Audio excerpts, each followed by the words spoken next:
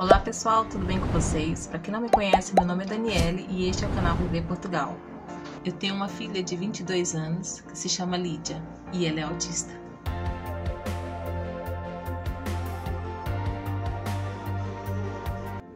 O Dia do Orgulho Autista foi celebrado pela primeira vez em 2005 nos Estados Unidos, por um grupo de autistas, onde o arco-íris, símbolo do infinito, é usado como símbolo deste dia. Esse símbolo representa a diversidade com variações infinitas e infinitas possibilidades, que é uma data bem diferente do dia 2 de abril, que é o Dia Mundial da Conscientização do Autismo, onde as famílias, os médicos, os profissionais se mobilizam com eventos, com passeatas, com festividades, no objetivo de instruir as pessoas sobre o assunto, para que elas possam conhecer e assim com o objetivo de respeitar e incluir. Já o dia de hoje, 18 de junho, é o Dia do Orgulho Autista, que é quando os autistas se mobilizam em toda a parte do mundo para celebrar e dizer o quanto eles têm orgulho de ser autista. É um momento que eles mostram suas particularidades, as suas experiências e diferenças. De acordo com a Organização Mundial da Saúde, a OMS, existem aproximadamente 70 milhões de pessoas com autismo em todo o mundo. O dia de hoje, o Dia do Orgulho Autista, é isso, é mostrar a todo esse mundo, pessoas que não entendem, o quanto eles têm orgulho de serem autistas, que eles têm superpoderes que eu não tenho, gostaria de ter. Porque você é autista, não tem que ser como os outros são ou como os outros querem que sejam. Você é você. E claro que esse dia não é sobre mim, esse vídeo é sobre este dia, é sobre a minha filha, sobre as suas dificuldades diárias, das suas perguntas, das suas curiosidades, as suas fases, porque ela é menina de 3 fases, porque ela é uma mulher de 3 fases, apática, extrovertida, é perfeccionista no arrumar das suas coisas, quando ela separa por cores, por tamanho, é sobre os sentimentos, sobre as emoções. Ela agora é uma adulta, uma mulher adulta, continua com as suas fases, continua com as suas dificuldades. Muito inteligente, muita coisa ela evoluiu, algumas ela teve um retrocesso, porque no momento ela não está comigo, mas logo vai estar comigo novamente, houve um pequeno retrocesso, mas isso tudo é um trabalhar e eu quero muito trazer esse dia a dia dela aqui para vocês. Eu costumo dizer que até chegar ao diagnóstico eu tive uma peregrinação, uma saga, um processo muito doloroso para mim, para as irmãs. Isso me ajudou a trabalhar muito a questão sobre não querer padrões. A minha filha não tinha que ser como as outras, a trabalhar o desconforto que eu tinha com o tema retardo mental. Aprendi a entender as fases, as necessidades da minha filha. E até que em 2014, finalmente, veio um diagnóstico. Foi até um pediatra, ela tinha 14 anos, mas ela foi vista pelo pediatra e ele conseguiu identificar. Ele passou para uma neuro descartou qualquer coisa e passou para a psiquiatra. Fiquei com receio, lógico, mas fui lá. E pela primeira vez eu fui apresentada a palavra autista. A minha busca por resposta a tudo o que se passava chegou ao fim. Fechou-se uma etapa e começou-se um novo caminho. Só que com conhecimento, com ajuda, com o apoio que eu precisava, eu já não me sentia sozinha. Foi um processo muito difícil. E eu lembro que eu pedi à médica para eu poder abraçá-la, porque daqueles 14 anos, ela tinha sido a primeira pessoa que pôde me ajudar naquele momento. E toda vez que eu lembro disso, eu me emociono. Porque depois do diagnóstico, eu ficava... Porque eu lembro o quanto foi difícil. Eu cheguei a um momento extremo. E minha filha, aos 12 anos, ela defecava. Não se limpava direito. E foi um dia de desespero.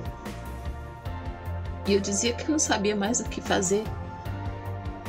E eu sempre tive as minhas duas filhas mais velhas do meu lado, e uma delas disse: ela não vem com manual de instrução. E é verdade. Filhos nenhum vem com manual de instrução. E quando vem uma criança que precisa de toda a atenção, todo o suporte, era meio que desesperador. E dali em diante eu disse: não, ela precisa de mim, com todas as minhas limitações também, porque eu sempre trabalhei fora, já falei isso no outro vídeo atrás. Trabalhei muitos plantões noturnos, que eu trabalhava em hospital para poder estar de dia com ela em casa.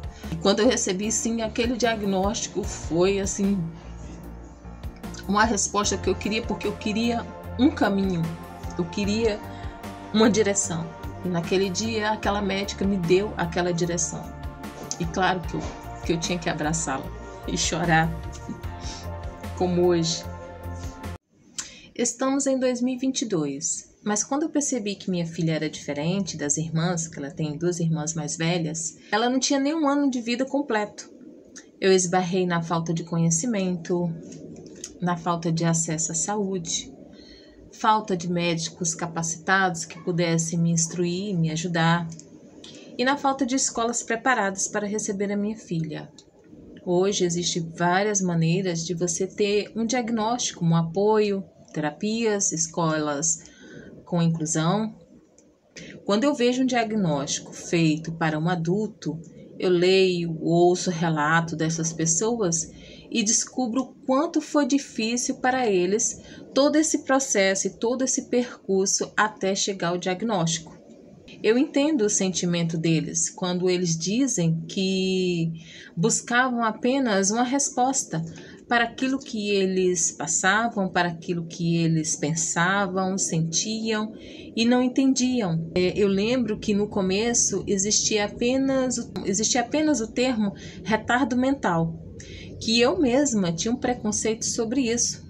Eu não conseguia aceitar, eu não conseguia falar essa palavra. Os médicos, quando eu ia ao pediatra e falava dessas minhas suspeitas, eu ouvia do médico que um filho era diferente do outro, né? Já que eu tinha duas filhas mais velhas, eu não poderia esperar que ela fosse igual às outras, e esse era o conforto que eles me davam.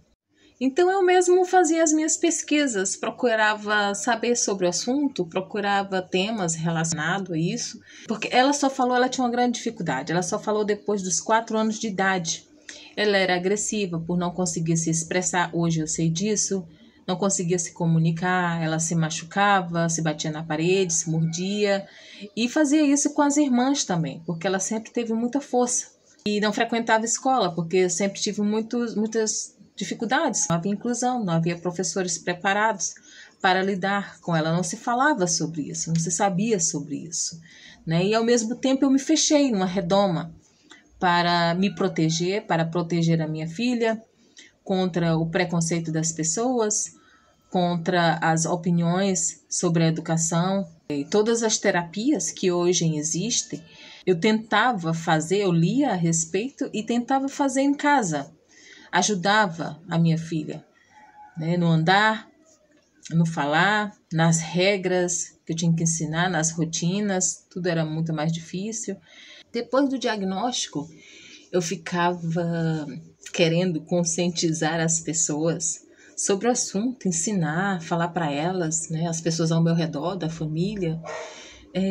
Queria fazer com que elas entendessem, que elas tivessem interesse de querer aprender sobre isso, né, que elas viam sempre a minha filha como uma criança doentinha. Eu queria que elas não olhassem para minha filha com pena, ou não falar para mim que era falta de educação. Chegou um tempo que eu vi que não funcionava falar para essas pessoas. A Lídia, minha filha, já estava na adolescência e ela começou a ver as diferenças com as outras irmãs, principalmente pelas amizades que as irmãs tinham, pelos namorados. E me marcou muito um dia quando Lídia falou que nunca iria ser amada, que nunca ela ia ter ninguém que gostasse dela, que amasse ela. Passei a olhar a minha filha as dificuldades que ela sentia. E ela sentia triste, às vezes se tornava agressiva com quem olhava para ela. Comecei a trabalhar no bem-estar da minha filha, colocar ela com a autoestima dela.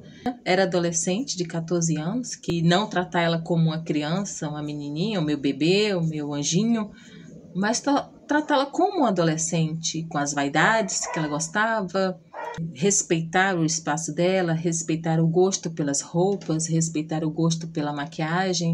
Foi um processo, foi um outro processo. O meu dever diário passou a falar a ela que ela era amada todos os dias. O quanto ela era amada e o quanto eu era feliz por ser mãe dela. Que ela era linda, que ela é autista, que é legal ser diferente, que é única e que ela jamais deveria ter vergonha ou se esconder por ser autista. Cada feito, cada tarefa realizada, cada objetivo dado a ela, que ela alcançava, que ela realizava, é motivo de comemorar. Que o autismo é uma condição, não é uma punição. Isso é verdade, eu li isso e aprendi. Não é uma doença, não é um fardo ou uma corrente que ela e a família têm que levar. Não é algo de sofrimento. E esse dia, o dia do orgulho autista, não é um dia para ser lembrado, para falar das dificuldades diárias enfrentadas pelo autista. Não é ter pena de quem é autista, ou porque é difícil ter um autista na família, mas também não é romantizar, né, sobre as maravilhas dos obstáculos vencidos, porque alguém chegou mais longe, porque alguém conseguiu se formar, que você tem aquela necessidade de estar provando a todo mundo que você pode, que você é capaz, que você tem que superar, se cobrar para ser igual. Esse dia, para mim, é sobre ser autista, é sobre ser único da maneira que o autista é sobre eu como mãe, é sobre ter uma filha autista que eu aprendi muito, tem me ensinado muito, muito a beleza do sorriso, ternura, a paz que eu sinto no abraço da minha filha, ao sorriso sincero, as palavras verdadeiras. Então, o que eu tenho aprendido não tem preço. Claro que eu tenho as minhas preocupações, me preocupo sim. Se eu faltasse nesse mundo, quem iria cuidar dela? Claro que sim. Já me perguntaram se eu gostaria que a minha filha fosse diferente, ou já até afirmaram que era tão difícil e tão duro ter uma filha doente. Eu não trocaria a minha filha por outra, jamais. Mesmo porque eu aprendi a ser uma pessoa melhor. Eu aprendi a olhar ao mundo de outras maneiras. Tomara, quem dera eu pudesse ser como ela, ser indiferente ao que os outros falam, ser indiferente ao que acontece ao meu redor, não deixar que as pessoas influenciem no meu bem-estar. E ela tem este poder de fazer isso. Tomara eu pudesse ser assim. E não trocaria minha filha por uma outra Lídia. Eu espero que vocês tenham gostado. Você pode participar deixando teu comentário aqui ou lá no meu perfil do Instagram. Falo do meu dia a dia, da minha vida, das mudanças que aconteceram aqui em Portugal. Eu espero vocês. Até o próximo vídeo. Tchau!